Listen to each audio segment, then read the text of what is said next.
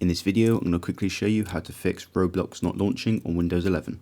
So the first thing we're going to do is clear our cache. To do this, you need to press the Windows key and R and then type in %temp%.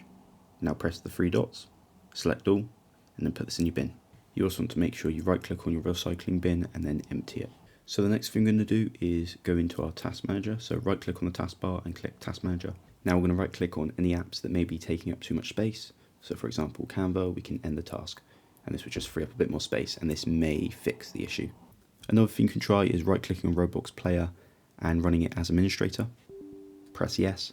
If it's still not working, then what you can do is press the Windows and R key and then type in %local app data %.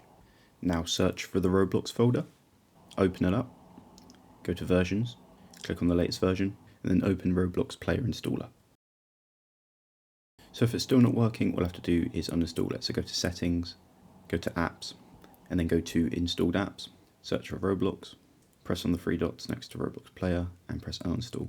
Now you need to go back onto the internet, search for roblox.com, open up a game, and then press the blue play button to reinstall the app.